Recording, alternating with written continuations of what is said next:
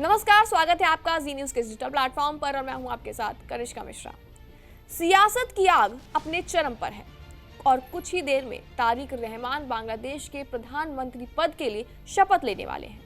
लेकिन शपथ से पहले ही भारत और बांग्लादेश रिश्तों पर बड़ा तूफान खड़ा हो गया है।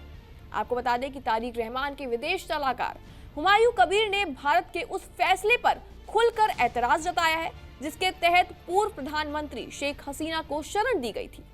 कबीर ने साफ कहा है और साफ शब्दों में कहा है कि ढाका की अदालत हसीना को अपराधी करार दे चुकी है और अब बांग्लादेश में उनके लिए कोई भी जगह नहीं है। ये बयान ऐसे वक्त में आया है जब 13वें संसदीय चुनाव में बांग्लादेश नेशनलिस्ट पार्टी यानी कि बीएनपी ने जबरदस्त जीत दर्ज की है। 2/3 बहुमत के साथ सत्ता परिवर्तन तय किया है और अब नई सरकार अपने तेवर दिखा रही है। कबीर ने यहां तक कह दिया है कि शेख हसीना जैसी टेररिस्ट और उनकी पार्टी को कंट्रोल करने की जिम्मेदारी भारत की है। सीधा संदेश यही है कि ढाका अब नई शर्तों पर बात करने वाला है। तो वहीं दूसरी तरफ विदेश नीति पर भी बड़ा बदलाव सामने आ रहा है। कबीर ने कहा है कि शेख हसीना सरकार के दौरान भारत से रिश्ते एक तरफा थे और देश को काफी नुकसान हुआ था। अब नई सरकार किसी एक देश पर निर्भर रहने वाली नीति से दूर रहेगी।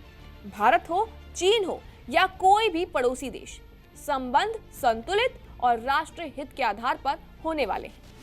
हालांकि आपको बता दें कि उन्होंने ये भी कहा है कि भारत और बांग्लादेश पड़ोसी हैं और सहयोग इस समय जरूरी है। उन्होंने खुलासा किया कि तारिक रहमान और भारत के प्रधानमंत्री नरेंद्र मोदी के बीच बातचीत हो चुकी है और बातचीत काफी सकारात्मक हुई है, यानी कि शक्ति के साथ साथ संवाद की लाइन भी खुली हुई है।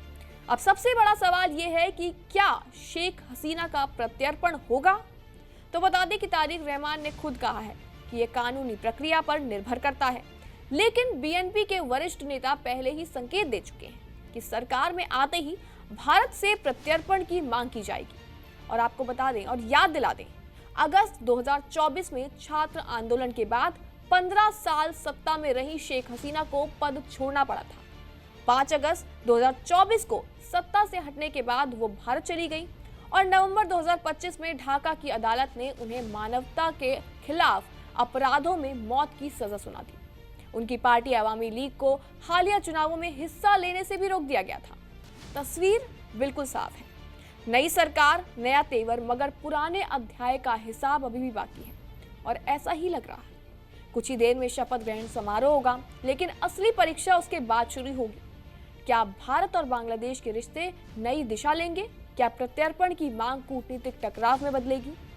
सत्ता बिल्कुल बदल चुकी है और अब देखना यह होगा कि ये आक्रामक शुरुआत इतिहास रचती है या विवाद खड़ा करती है।